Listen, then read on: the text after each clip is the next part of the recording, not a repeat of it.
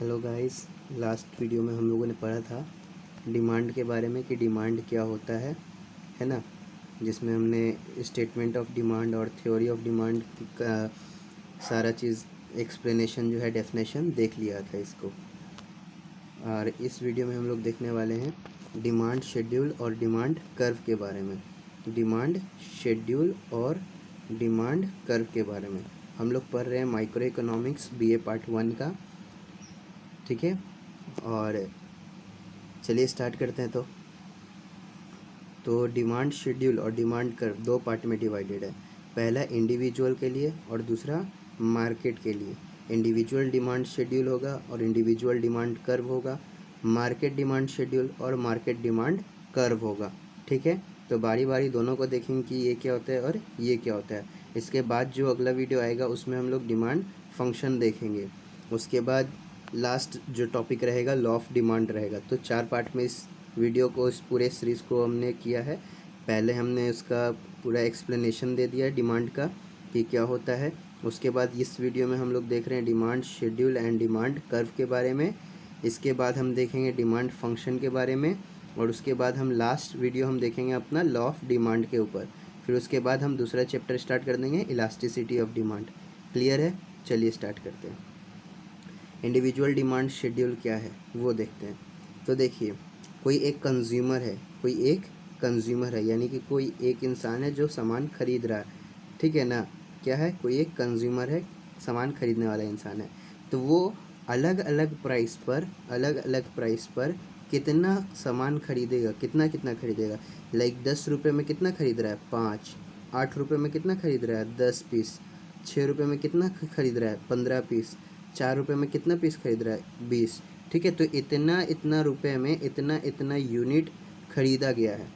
तो demand schedule सिर्फ यही करता है कि इंडिविजुअल अलग अलग प्राइस पर कितना क्वांटिटी का डिमांड करता है, किसी चीज़ का कितना डिमांड करता है, उसको टेबुलर फॉर्म में जब हम शो कराते हैं, टेबुलर फॉर्म में यानी कि एक टेबल बनाते हैं उसका, तब हम इसको बोलते हैं इंडिविजुअल डिमांड शेड्यूल। ठीक है, एक शेड्यूल बन गया, एक टेबल बन गया। यानी कि जो इंडिविजुअल डिमांड शेड्यूल है वो एक टेबुलर फॉर्म है। इंडिविजुअल डिमांड शेड्यूल क्या है? टेबुलर स्टेटमेंट है प्राइस और क्वांटिटी डिमांडेड का, जो क्या दिखा रहा है। अब ये इसमें देखो, टेबल में देखो कि क्या दिखा रहा है। देखो टेबल में 4 रुपया था, 20 पीस डिमांड हुआ। 10 रुपया हुआ तो 5 पीस। मतलब क्या हुआ? प्राइस जैसे ही बढ़ा तो डिमांड क्या हुआ, वहाँ पर घट गया। यही दिखाया। और अब इसी को उल्टा करके देखो, 10 रुपया था तो 5 पीस, और 4 रुपया हो गया तो 20 पीस खरीद लिया। यानी कि यहाँ पर जब प्राइस घटा तो क्या हो गया? डिमांड बढ़ गया, है ना। 5 पीस से कितना हो गया? 20 पीस डिमांड हो गया। तो क्या दिखा रहा है? इन्वर्स रिलेशनशिप दिखा रहा है यहाँ पर ये जो टेबुलर स्टेटमेंट है इससे हमें क्या दिख रहा है? Inverse relationship.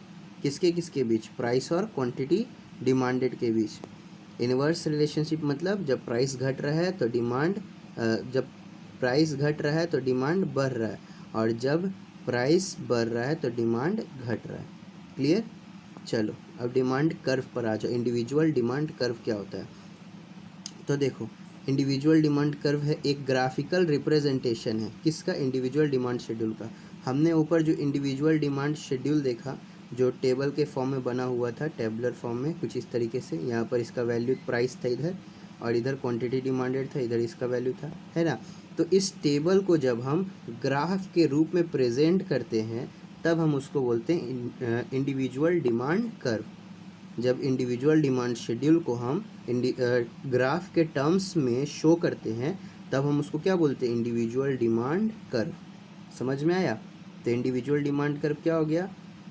Individual demand curve हो गया graphical representation individual demand schedule का।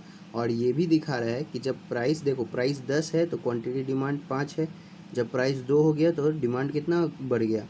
25। यानी कि जब प्राइस घटा तो डिमांड बढ़ गया। ठीक है ना।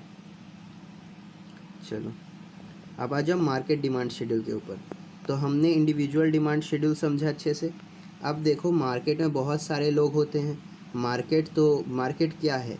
एक सिस्टम है जहाँ पर लोग आते हैं, सामान खरीदते हैं और बेचते हैं, है ना। सामान खरीदते बेचते हैं मार्केट में। तो अब देखो क्या है, मार्केट में तो बहुत सारे लोग आते हैं, एक दो लोग तो नहीं आता है, हर लोगों का अलग अलग डिमांड होगा। मान लो कोई ए पर्सन है, कोई बी है और कोई सी पर्सन है, इन सब का अलग अलग डिमांड होगा, है ना। प्राइस जो है ये सब लोग अलग अलग देखेंगे। और कोई अमीर होगा तो जिस प्राइस पर है उस प्राइस पर ख़रीद लेगा। कोई अगर मिडिल क्लास होगा तो हो सके तो कंपनसेशन कराए, मतलब मोल भाव कराए। कोई गरीब है तो वो तो अफोर्ड नहीं कर पाएगा, लेकिन वो भी कोई ना कोई रीज़नेबल प्राइस ढूंढेगा। मतलब कहने का ये है कि अलग अलग लोग आते हैं मार्केट में, सबका अलग अलग डिमांड होता है और सब अलग अलग पैसे पर डिपेंड करते हैं अपनी डिमांड को।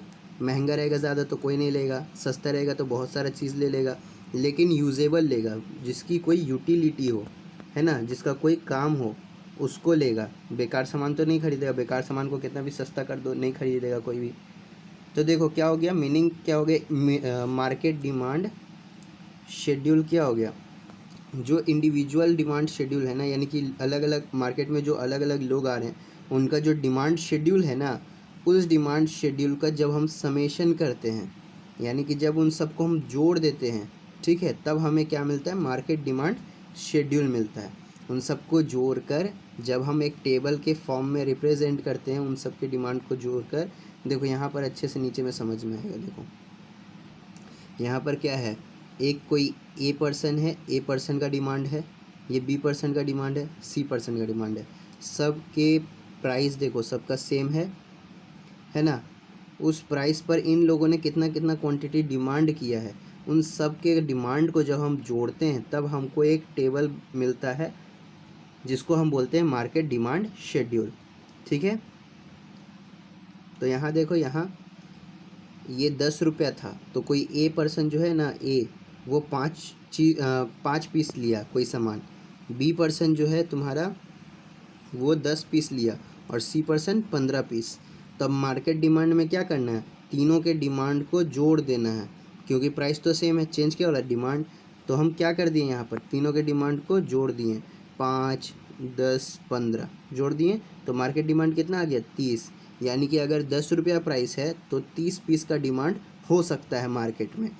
समझ में आया, इंडिविजुअल के डिमांड को हम जोड़ देते हैं। तो अगर शॉर्ट टर्म्स में कहो तो जो मार्केट डिमांड है वो समेशन है सभी इंडिविजुअल के डिमांड का। क्लियर हो गया।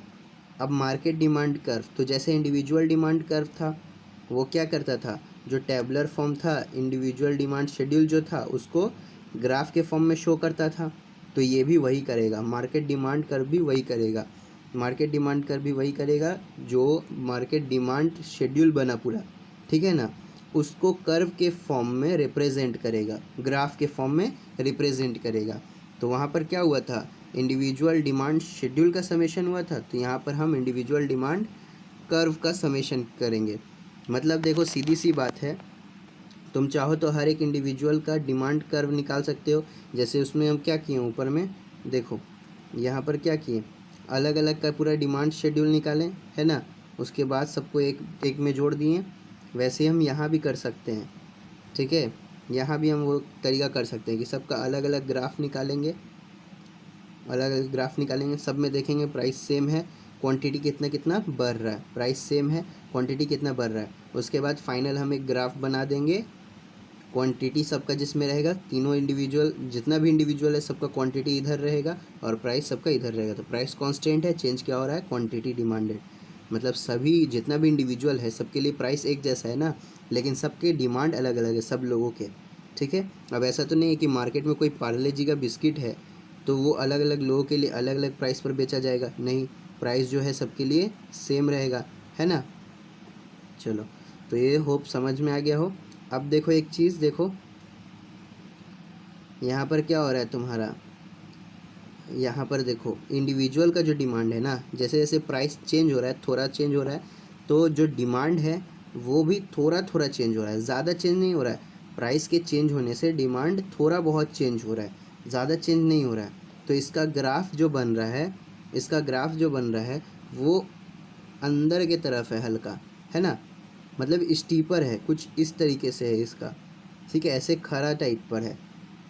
लेकिन वहीं देखो मार्केट डिमांड में देखो, मार्केट डिमांड में देखो प्राइस बस 2 रुपया फॉल हुआ, 2 रुपया फॉल होने से इनका डिमांड कितना बढ़ गया, 15 यूनिट।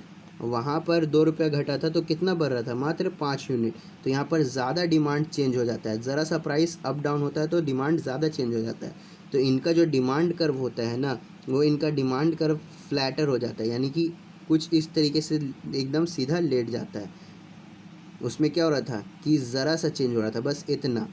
इसमें क्या हो रहा है कि इसमें इतना चेंज हो जा रहा है ज़रा सा प्राइस चेंज करने की वजह से, यानी कि ज़्यादा डिमांड में चेंज हो रहा है, इसलिए इनका ग्राफ फ्लैटर होगा। ठीक है, इंडिविजुअल का जो ग्राफ है स्टीपर होगा, लेस इलास्टिक होगा, मतलब ज़्यादा उसमें फ़र्क नहीं पड़ रहा है पैसा चेंज होने की वजह से। लेकिन जो मार्केट डिमांड कर्व है वो फ्लैटर होगा, क्यों, क्योंकि ये मोर इलास्टिक है, इसमें ज़्यादा फ़र्क पड़ रहा है ज़रा सा भी पैसा चेंज होने से।